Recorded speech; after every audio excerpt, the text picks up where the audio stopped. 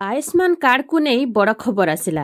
आमर प्रधानमंत्री नरेंद्र मोदी आयुष्मान कार्ड को नहीं बड़ अपडेट देछंती। आसंतु देखिबा कौन रही संपूर्ण खबर।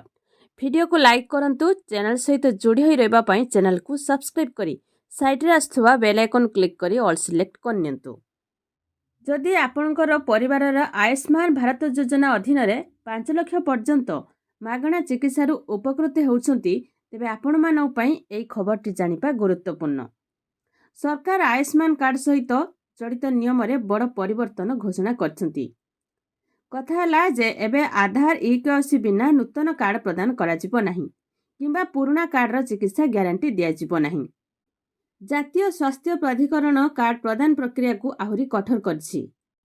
एहा अधीन रे हिताधिकारी आधार आधारित ई-केवाईसी संपूर्ण हेबा परे ही नूतन आयुष्मान कार्ड प्रदान कराजिबो। ठकेई एवं जालियाती रोकिबा पई सरकार कृत्रिम बुद्धिमत्ता व्यवहार करछंती। ए पर्यंत सारा देश रे 61,932 आयुष्मान कार्ड संदेहजनक भाव चिन्हट होईछि। एही कार्ड गुड़िक मध्यरु 48,000 रु अधिक फिजिकली वेरिफिकेशन आरंभ होईछि। जदि कोनोसी कार्ड ठकेई होइथिबा जणा पड़े, तेबे सेही कार्ड प्रदान करा जाउथिबा मागणा चिकित्सा सुविधा मध्य तुरंत बंद कर दियाजिबो। नूतन सदस्यों को जोड़िबा उपरे कटकणा लागिछि।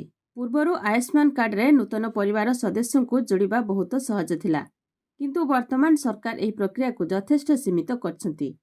एही कार्ड रे मन इच्छा जोड़िबा प्राय बंद होई जाइछि, जहा द्वारा केवल आवश्यक थिबा व्यक्ति माने लाभ पाई परिबे।